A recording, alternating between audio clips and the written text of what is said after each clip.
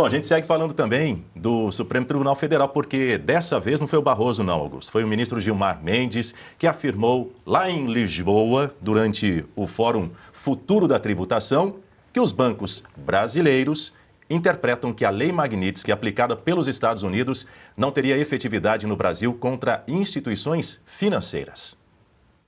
Até aqui os bancos têm interpretado que as sanções não são extensíveis ou aplicáveis. É esse o entendimento.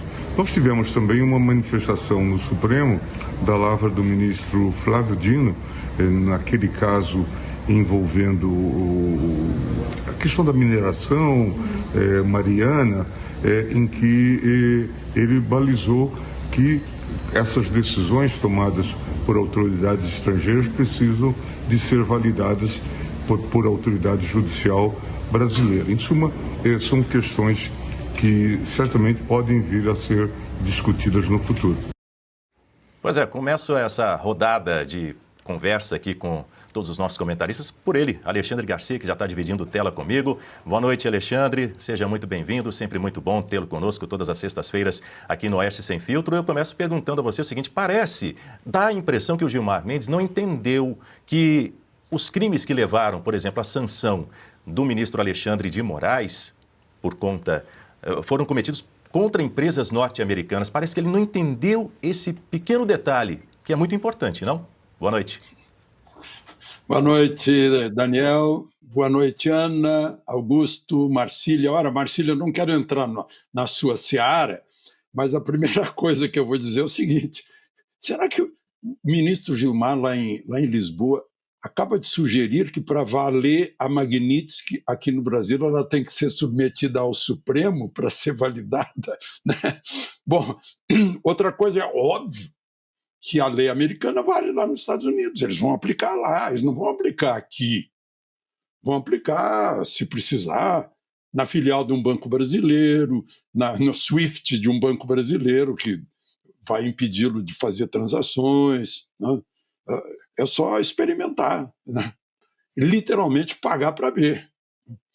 Agora, outra coisa, eu vi aí no noticiário que ele diz que é a possibilidade de fazer uma lei para anular a Magnitsky, mas ele não é legislador, ele nem fala pelo Congresso. Aliás, ele está falando aí, parece que ele é porta-voz da FEBRABAN, está falando pelos bancos. Eu nunca vi isso. Eu duvido que no tempo do Nery da Silveira, do Oscar Dias da Silva, do Paulo Brossard, do Célio Borja, né, alguém ia falar em nome de banco sendo ministro do Supremo. Mas, enfim, é só sonho de uma noite de verão, né? Magnitsky existe, está aí para ser aplicada dentro do controle, dentro das fronteiras americanas. Aplica ou em Washington, ou em Nova York, na Wall Street, ou lá em Fort Knox, né? Em tudo aquilo que diz respeito ao governo americano, ao poder americano. Claro que não, aqui dentro das nossas fronteiras. Pois é, Ana Paula Henkel, boa noite para você, seja muito bem-vinda. O Alexandre Garcia lembrou muito bem desse detalhe. Nessa semana, Gilmar Mendes fez aquela sugestão de uma articulação entre os três poderes para promulgar uma lei anti-embargo, para tentar se preservar de leis estrangeiras, no caso da Lei Magnitsky. Mas ele falou, mas faltou, como diz aqui a nossa tarja, faltou combinar com os americanos, não? Exatamente, Daniel. Muito boa noite, André Marcília, boa noite, meus queridos mestres Alexandre Garcia, Augusto Nunes, e boa noite à nossa audiência. Ô Daniel, eu sinceramente não sei o que estão colocando na água do Gilmar Mendes, viu? Porque primeiro ele bebe água e chora, se emociona, e agora fala uma barbaridade dessa, né?